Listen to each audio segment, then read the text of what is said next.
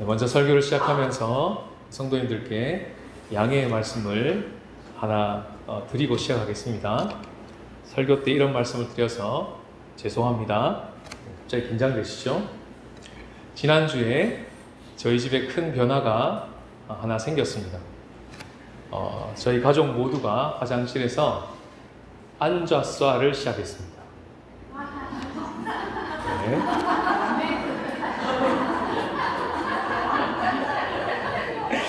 이유가 있는데요. 저희 아이들이 우리 집사님 초대를 받아서 집에 가서 대접을 너무너무 잘 받고 집에 돌아와서 아빠 귀에다가 이렇게 말합니다. 아빠, 누구 집사님 집에서는요 전부 다 앉아싸를 한대요, 화장실에서. 그러면서 저한테 말해주는 거예요. 그 이야기를 듣는 순간 그 이야기가 저에게는 하나님의 말씀으로 들렸습니다. 근사했습니다. 왜 그렇게 사실까 생각해보니까 금방 답이 나왔어요. 위생도 있지만 여성분들을 배려한다는 생각이 들었습니다. 사실은 이 주제는 저희 집에서 여성분들이 한번 들고 일어난 적이 있습니다. 그래서 듣긴 했지만 접수는 안 된 얘기입니다. 그래서 늘 습관대로 살아드렸습니다. 그런데 이번 기회를 통해서 하나님께서 그거 고치라고 말씀하신 것 같아서 지난주부터 저희 온 가족이 앉아싸에 들어갔습니다. 큰 변화죠. 시편은요 총 5권으로 되어 있습니다. 이유는 모세오경이라고 하는 그 유명한 책의 틀거리에 대응하는 책으로, 짝꿍의 책으로 만들었기 때문에 그렇습니다. 모세오경이 하나님이 인간을 향하신 응답이라면 시편은 인간이 하나님을 향한 응답입니다. 그래서 모세오경에는요 하나님이 이르시되라고 하는 말이 직접적으로 나와 있고요. 그 말씀을 통하여 하나님이 누구신지, 그 말씀을 듣고 있는 인간은 누구며 어떻게 살아가야 하는지를 가르쳐주는 책이 모세오경이죠. 근데 시편은 하나님이 이르시되라고 하는 말을 찾기가 쉽지 않습니다. 나와도 간접 합법으로 인용된 것만 가끔 나올 뿐 그런 말씀이 나오지 않습니다. 오히려 인간이 하나님께 드리는 응답이 가득 차 있습니다. 그 이야기를 듣고 인간이 어떻게 살아가야 할지를 가르쳐주는 책이 바로 시편이라는 것입니다. 한번 생각해 보십시오. 놀랍지 않습니까? 인간의 말입니다. 인간의 고백입니다. 인간의 찬양입니다. 그런데 그것을 하나님의 말씀으로 듣고 있다니요. 신기하지 않습니까?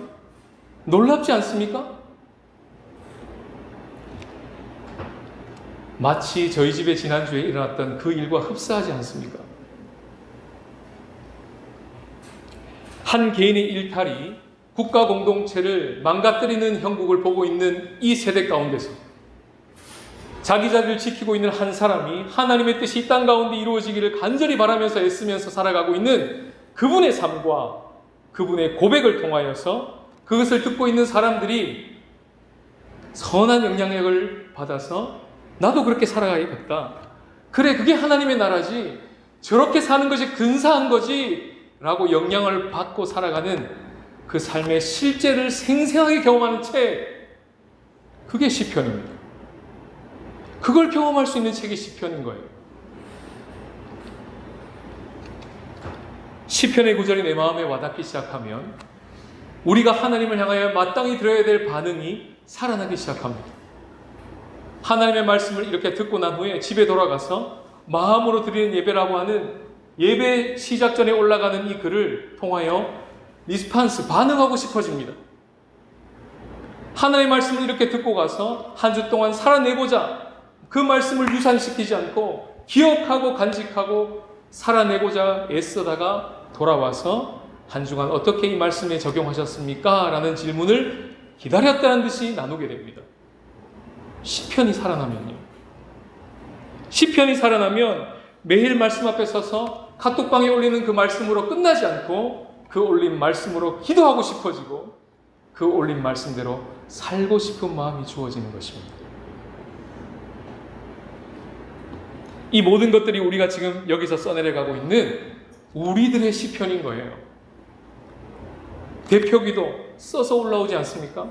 마음으로 드린 예배 써서 온라인으로 공유되지 않습니까? 카톡방에 말씀 묵상 나눔 써서 공유되어 있지 않습니까? 그걸 다 모은 게 시편입니다.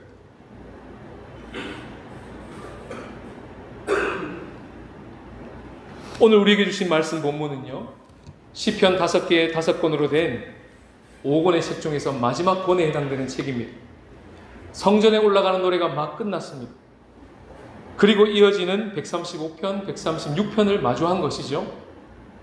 이 큰 시편의 구조 속에서, 그리고 135편과 6편이 위치하고 있는 그 앞뒤 문맥 속에서, 그리고 더 중요한 것은 이 시편을 고백하고 있는 그 공동체의 삶의 자리를 이해하면서 오늘 본문의 말씀을 묵상하기 시작한다면 더 하나님이 주신 음성이 우리 가운데 선명하게 들릴 것입니다. 하나님의 말씀을 같이 한번 경청하기를 원합니다. 첫 번째 메시지 다 같이 읽겠습니다. 시작. 삶의 분기점에서 찬양하고 감사하며 통과하라. 오늘 본문은요, 구조적으로 위치상 분기점에 있습니다. 시편은 총 5권으로 되어 있다고 그랬죠. 그 중에 마지막 5권의 책, 바로 107편부터 150편까지입니다. 5권은요, 3부로 나누어져 있습니다. 1부는 이렇습니다. 107편부터 117편까지인데요. 시작과 끝이 이렇습니다. 여호와께 감사하라. 그는 선하시며 그 인자하심이 영원함이로다 라고 시작하고 끝은 할렐루야 라고 끝이 납니다. 2분을 보시면 118편부터 135편까지인데요. 역시 여호와께 감사하라 할렐루야 하고 끝이 납니다. 3부를 보실까요? 136편부터 150편까지 역시 시작은 여호와께 감사하라 할렐루야 하고 끝이 납니다. 한자도 어긋남이 없습니다. 정확하게 일치합니다. 정교한 구조죠. 의도적으로 그렇게 만든 것입니다. 감사로 시작해서 찬양으로 마치는 마지막 책을 만들어낸 것입니다. 그 중에서 2부에서 3부로 넘어오는 이 분기점에 135편과 136편이 놓여져 있는 것이죠.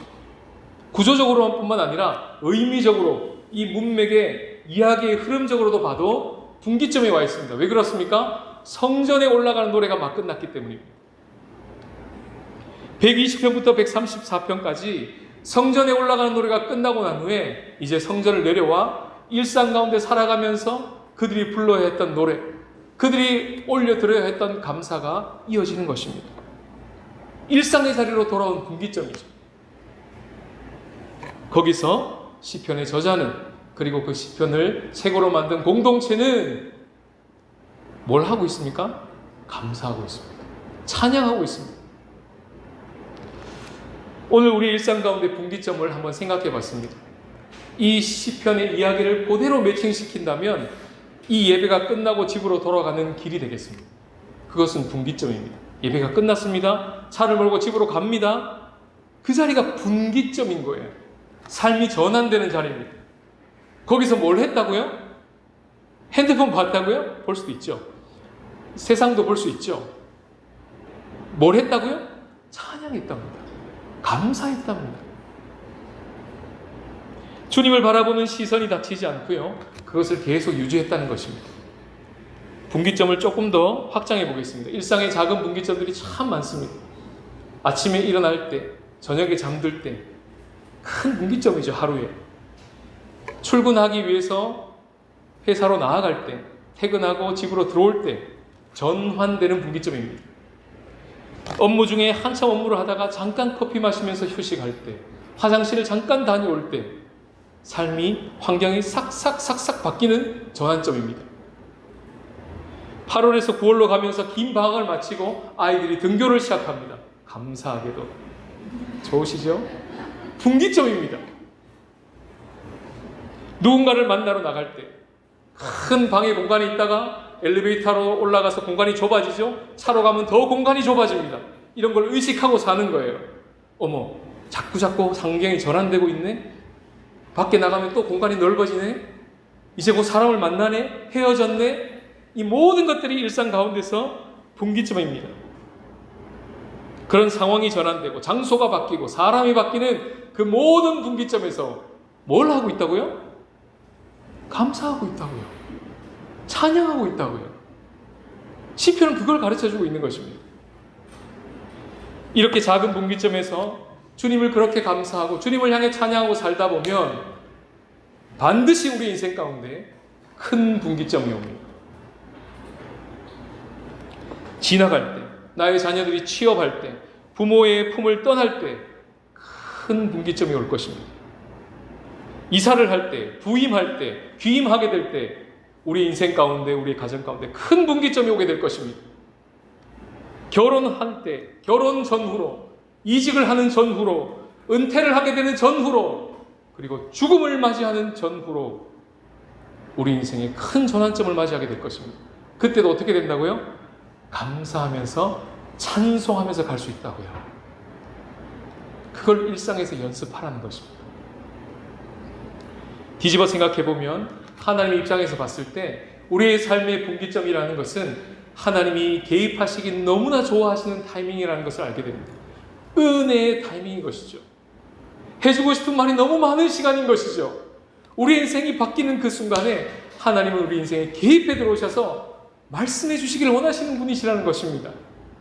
주목하라는 것입니다. 놓치지 말라는 것입니다. 그래서 오늘 본문에 보시면 찬송과 감사로 이어지는 그 분기점에서 그 찬송을 받으시는 분이 누군지, 그 감사를 받으시는 분이 누군지를 강조하면서 기록하고 있어요. 135편 21절에 보시면 누가 강조됩니까? 예루살렘에 계시는 여호와, 그분이 찬송 받으실 분이시다. 할렐루야 하고 135편이 끝나죠.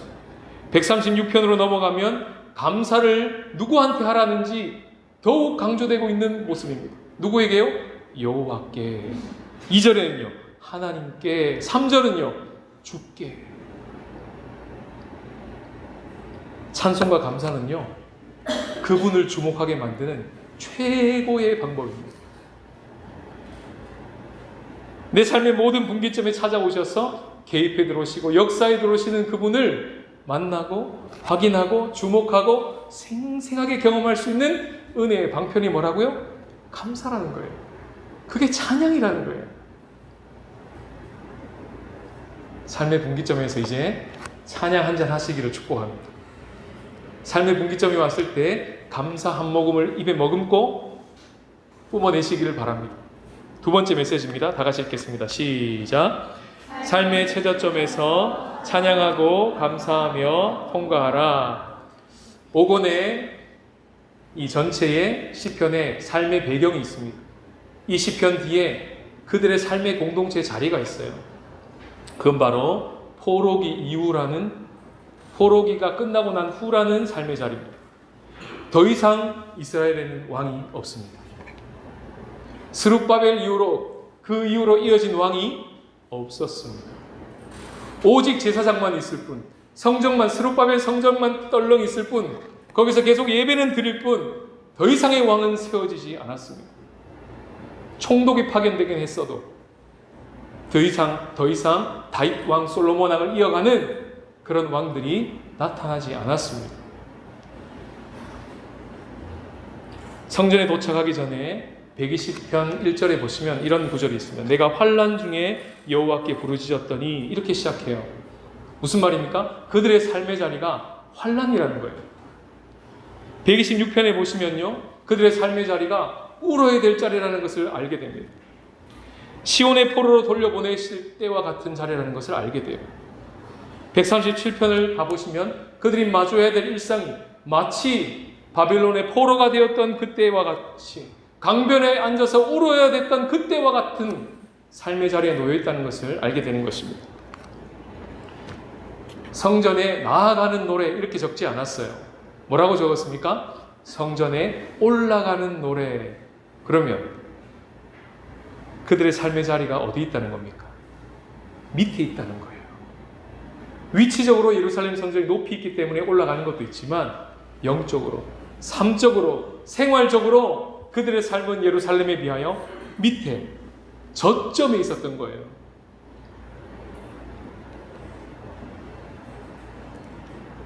실제로 그들의 삶은 환난이었고 울어야 했고 포로 생활과 같은 그런 최저점의 삶이었던 것입니다. 그런 삶의 자리에서 오늘 시편은 뭘 하라고 가르쳐 줍니까? 찬양하고 감사하라는 거예요. 지난주에 저에게도 감정의 최저점이 있었습니다. 자다가 말고 정말 마음이 상할 일이 생겼습니다. 벌떡 일어나서 아이들 셋을 불렀습니다. 앉아라. 그리고 호되게 야단쳤습니다. 그리고 다시 침대에 누웠어요. 잠을 청하는데 잠이 잘 오질 않습니다.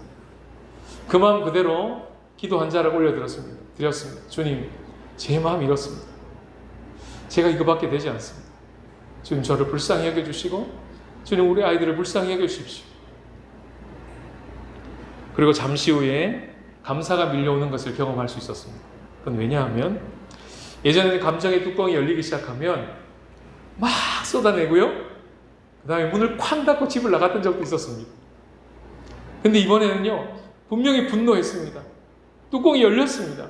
그런데 놀랍게도 제가 차분하게 얘기하고 있는 거예요. 여러분, 화가 났는데 차분하게 이야기하는 게 얼마나 무서운 줄 아십니까? 제가 저를 보는데 무섭더라고요. 제가 조목조목 아이들 눈을 보면서 얘기를 하는데 아이들의 눈물에서 막 울기 시작했습니다. 제 마음이요, 통했다. 내 야단이 통했다. 한편 기쁘기도 하고요. 나지막한 목소리로 화는 이만큼 나와 있는데 배운 대로 아이 메시지를 썼습니다. 이렇게요. 너희들이 그렇게 행동하니까 아빠를 무시하는 것 같아서 아빠가 너무 기분이 나빠. 이거 배웠거든요. 보통 화나면 이렇게 말하지 않습니다. 내가 너한테 어떻게 했는데 그딴 식으로 나한테 한다고. 이게 유 메시지잖아요. 그렇게 하지 말고 너무나 기분이 나쁘면 화살을 반대 방향으로 돌려서 아이 메시지를 쓰라는 거예요. 이렇게. 네가 그렇게 행동하니 아빠 마음이 너무 아파. 아이들이 막 울어요. 훈계가 먹히는구나. 다음날 일어나서 애들한테 아내가 물어봤답니다. 이제 왜 울었어? 억울해서 울었어요. 억울해서. 아빠가 내 몸을 몰라줬어.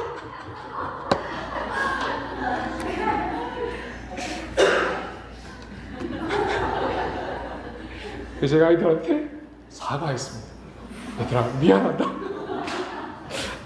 아빠 혼자 북치고 장구치고 미안하다. 근데 그 시간을 지나가면서 감사한 게 있었어요. 그건 뭐냐면 일단 집을 안 나갔다는 것입니다. 그리고 두 번째는 잠이 왔다는 거예요. 조금 늦게 들긴 했지만 잠이 들었다는 게 너무 감사했고요. 그리고 그 다음날 일어나서 아이들이 제 품으로 달려와서 제가 안아줄 수 있었다는 게 감사했어요. 예전에 이게 오래 갔거든요. 이 후유증이. 참 감사했습니다. 아, 통과가 되는구나. 분노하는 가운데서도 주님을 바라볼 수 있구나. 하나님을 바라보면서 분노한다는 것이 이런 것이구나. 하나님도 그렇게 하셨겠구나. 예수님도 그렇게 하셨겠구나. 이런 느낌인가 싶은 그런 순간들이었습니다. 감정의 최저점에서 기도, 찬양까지 못 가더라도, 곡조는 안 달려 있더라도 기도 한 자락, 감사 한 자락이 터져 나올 때 통과가 된다는 것이 신기했습니다. 인생의 최저점에서도 마찬가지입니다. 오늘 시편은요, 그것을 우리들에게 안내해 줍니다. 인생의 최저점에서 감사하십시오. 인생의 최저점에서 찬양하십시오. 이걸 가르쳐 주는 거예요. 실제로 우리가 인생의 최저점에 있을 때는요, 하나님이 역사할 시간 너무나 편한 시간대입니다. 준비가 다 된 거예요. 내가 할 수 있는 것이 아무것도 없기 때문에 그렇습니다. 그때가 하나님이 나를 위해서 하실 수 있는 것이 정확하게 보이는 때입니다. 그리고 내가 뭘 해야 될지가 선명해지는 때입니다. 그게 바로 찬양이었구나.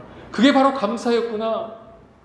내 상황과 관계없이 주님은 내 문제 가운데 함께 계시고 주님은 여전히 우리 가운데 함께 계시니 그분을 향해서 우리는 범사에 감사할 수 있고 항상 기뻐할 수 있고 쉬지 않고도 기도할 수 있구나. 그것이 우리가 지어진 목적이구나. 그걸 깨닫게 되는 것이죠. 이사야 43장 21절 다 같이 읽겠습니다. 시작. 이 백성은 내가 나를 위하여 지었나니 나를 찬송하게 하려 함이라. 이 목적뿐만 아니라 이런 목적으로 지으신 그분이 도대체 어떤 분이신지 오늘 본문 4절에는 이렇게 소개합니다. 홀로 큰 기한 일을 행하신 이시랍니다. 13절에 보니까 그분이 홍해를 가르셨대요. 홍해 앞에 서 있는 이스라엘 백성들의 심정을 보셔요. 최저점이죠. 할 수 있는 것이 아무것도 없습니다. 뒤에는 바로 군대, 앞에는 홍해 바다, 사면초가 뭘 하라는 겁니까, 주님? 그때 하나님께서 기다렸다는 듯이 홍해 바다 밑에 내가 길을 준비해 놓았어. 놀라지 마라. 그것은 젖은 땅이 아니라 마른 땅이야. 서해 바다 가보셨습니까? 모세 바다 같은 쩍 갈리는 바다 걸어가 보셨습니까? 그 진흙펄 같은 그 바다 젖은 땅이어야 되는데 놀랍게도 마른 땅이에요.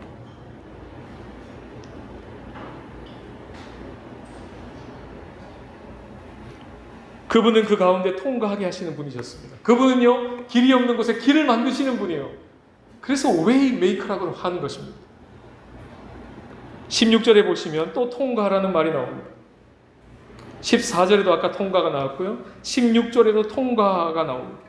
그의 백성을 인도하여 광야에서 통과하게 하신 이에게 감사하라.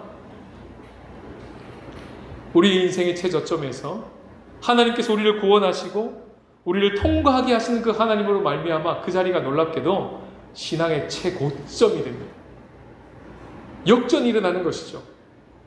놀라운 역설입니다. 분명히 내 인생의 최저점인데 그 자리가 평생에 잊지 못할 신앙의 최고점이 되게 하시는 그 하나님. 얼마나 잊지 못했으면 수백 년이 지난 지금도 이스라엘 백성들이 136편을 가지고 그 수백 년 전에 홍해바다 사건을 노래하고 있겠습니까?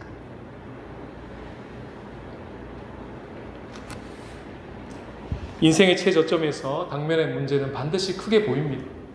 우리를 삼킬 듯 합니다. 정말 안타까운 때가 많습니다. 그러나 오늘 말씀은 꼭 기억하라고 이렇게 말씀하십니다. 영원하지 않다. 그것은 속입니다. 수천 킬로를 덮고 있는 이 도시의 안개도 모으면 한 컵에 불과하다고 합니다. 시간이 지나면요, 이 또한 지나가리 하고 지나간다고 합니다. 생각해 보십시오. 10년 전에 우리의 가정을 괴롭혔던 그 문제, 나를 괴롭혔던 그 문제, 지금도 괴롭히고 있습니까? 그렇지 않을 가능성이 훨씬 많습니다. 시간이 지나면요, 다 지나갑니다. 중요한 게 있습니다. 시간이 지나면 지나가겠지만 어떤 사람은 그 시간을 지나가면서 밤잠을 못 자고 근심하고 걱정하고 분노하고 시간이 지나가겠거니 지나가고 난 후에 이제 좀 살겠다.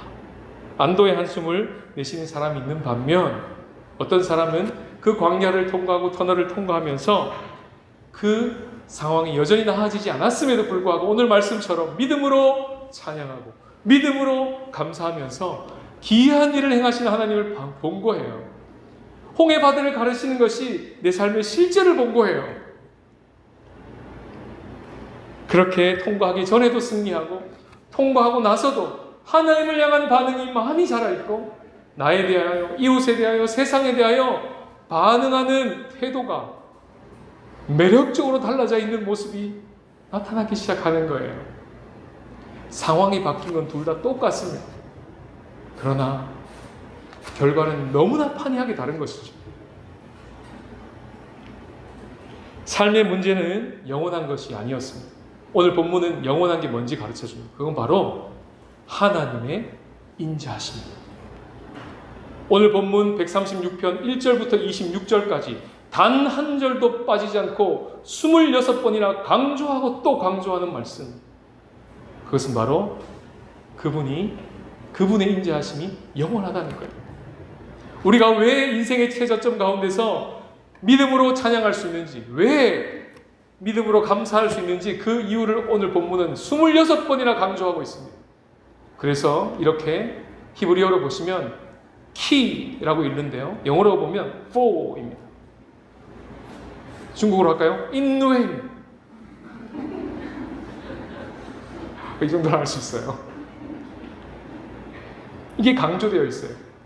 왜 그렇게 할 수 있는 줄 아세요? 이유가 뭔 줄 아세요? 왜 그런 상황 가운데서 감사할 수 있는 줄 아세요? He, for, in way 26번이나 강조하면서 오늘 시편을 써내려가고 있습니다. 개역 개정을 읽으면 for가 사라졌어요. in way가 잘 안 나타나요. 그러나 새 한글을 보면 나타납니다. 다 같이 읽겠습니다. 시작. 여러분은 감사드리세요. 여호와께. 여호와는 좋으시니까요. 영원하시니까요. 여호와의 한결같은 사랑은 시 같죠? 빨리 새 한글 읽으셔야겠죠?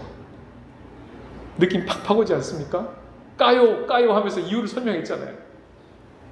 그걸 놓치지 않습니다. 번역하면서. 우리가 어떻게 하면 이 삶의 분기점에서, 최저점에서 믿음으로 찬양하고 감사할 수 있을까요?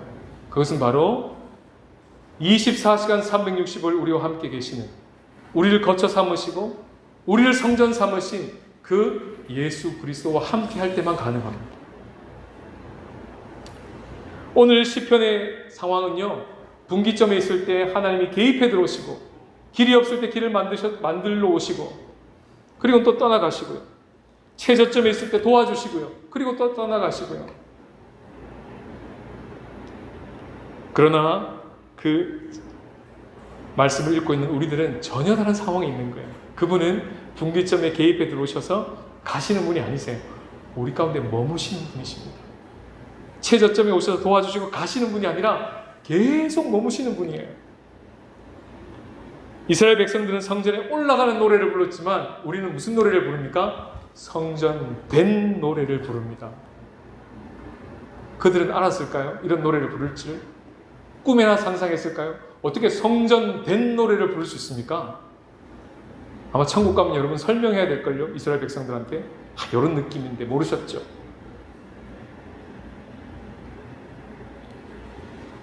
(132편) 13절에 보면 여호와께서 시온을 택하시고 자기 거처를 삼고자 하여 이르시기를, 이렇게 노래합니다. 근데 신약에 가면 노래가 이렇게 바뀝니다. 그 말씀이 사람 몸이 되어 우리 가운데 거처를 두셨다.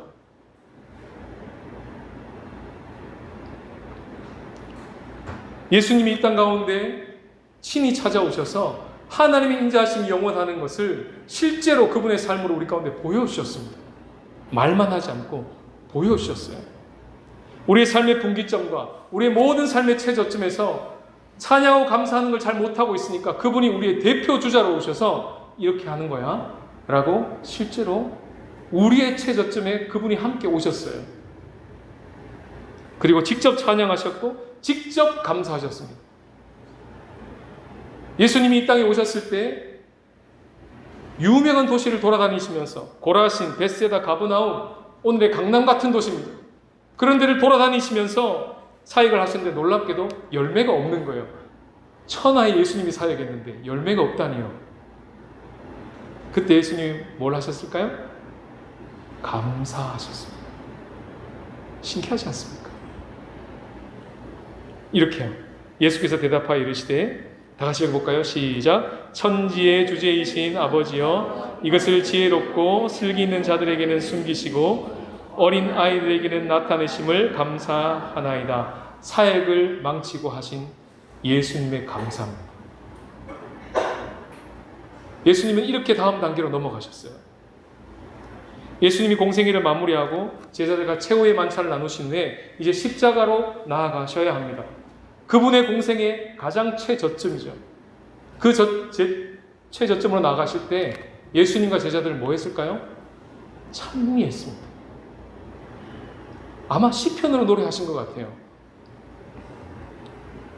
예수님은 십자가 위에 올라가셔서 급기야 평생 동안 암송하고 계셨던 시편 22편 1절을 시작으로 엘리 엘리 나마 사박다니를 시작으로 시편 31편 5절 말씀, 아버지여 나의 영혼을 아버지 손에 부탁하나이다 하는 이 시편을 마지막으로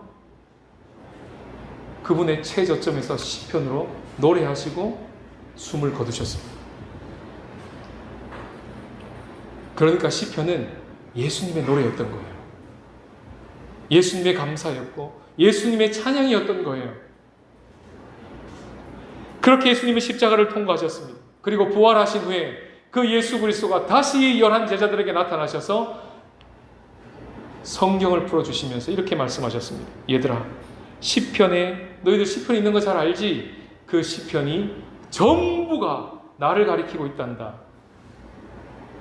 그 기록된 모든 것이 이루어져야 하리라 했던 그 말을 이제는 너희들이 기억할 때가 되었다. 나 때문에 네가 어떤 상황에 있더라도 찬양할 수 있고 감사할 수 있게 될 것이다. 그렇게 가르쳐 주신 거예요.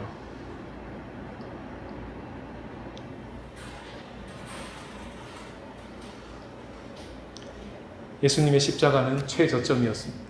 그러나 놀랍게도 그 십자가는 죽으시고 그 십자가가 높이 들릴 때 최고점이었던 거예요.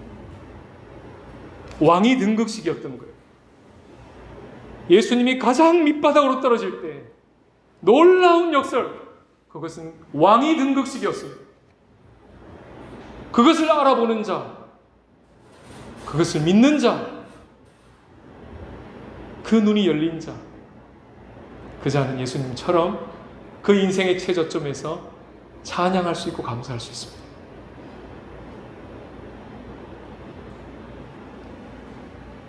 범사에 감사하라는 말이 뭐죠? 무슨 일을 만나도 감사해도 좋아, 이 말입니다. 대박이죠. 쉬지 말고 기도하라는 말은 무슨 말이죠? 숙제를 내는 말입니까? 무슨 일을 만나도 기도해도 좋아, 이 말이에요. 항상 기뻐하라는 말은 무엇입니까? 희망 고문입니까? 아니요. 무슨 일을 만나도 기뻐해도 좋아. 주님, 그런 게 어디 있습니까? 세상에 슬픈 일이 얼마나 많은데. 아니, 그 슬픈 일을 만나도 나는 너희와 함께 있어. 결코 너희를 떠나지 않아. 일이 해결될 것에 대한 믿음을 나는 요구하지 않아. 그 문제 가운데 내가 항상 있다는 것에 대하여 믿음만 가지면 돼. 그러면 이런 삶 살 수 있어 라고 가르쳐 주시는 것입니다. 매일 성경 오늘 본문 시편 136편은요 오늘 8월 31일자 본문입니다. 그것을 보고 깜짝 놀랐습니다. 하나님의 시간표를 맞추신다 생각했습니다. 사실 오늘 예배 끝나고 난 후에 2부 활동으로 소그룹을 엎고요 추수감사절 도전 골든벨 행사 준비를 위한 준비 모임을 하게 됩니다. 말씀을 묵상하는데 주님 제 마음에 이런 마음을 주셨습니다. 행사만 준비하지 말고 감사도 준비해. 그래서 주복 가운데 카드 하나를 끼워드렸습니다. 보시죠. 거기 보시면 예쁩니까? 땡큐 카드, 감사 카드. 혹시 못 받으신 분은 예배 끝나고 드리겠습니다. 이제 여기다가 추수감사절까지 요 카드 한 줄에 나의 인생이 녹아있는 감사 제목을 적으셔서 한 주 전 11월 9일까지 전화 마을지기에게 내주시면 됩니다.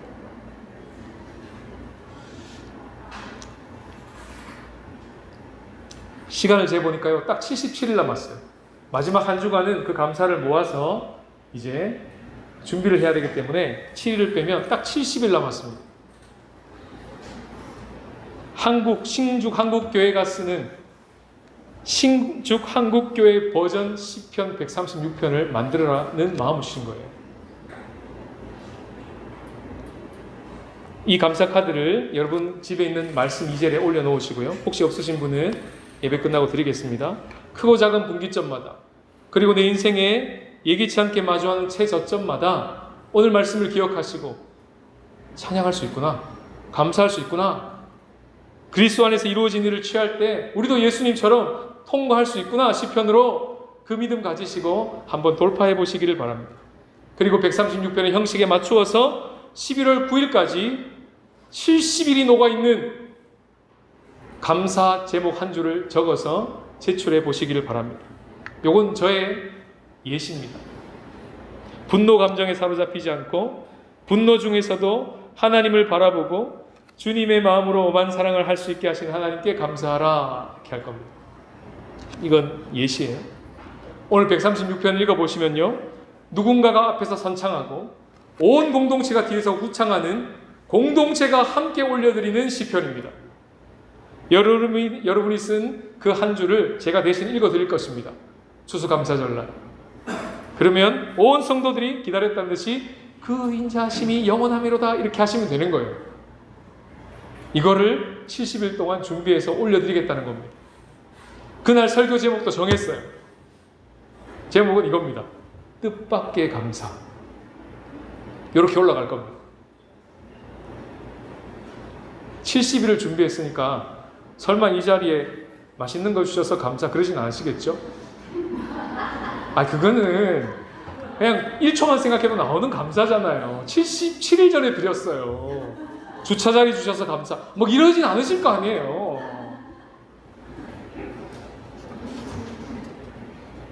뜻밖의 감사. 와, 내가 이걸 감사할 수 있다니. 와, 이런 것까지 감사할 수 있다니. 그 한 주를 주님 기다리십니다.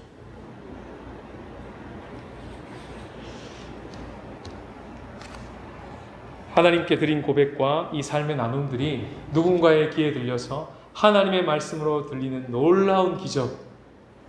그래서 내 입에서 뿜어져 나오는 그 한 고백이 누군가의 삶을 변화시키고 있구나. 누군가의 가정의 시스템을 바꾸고 있구나.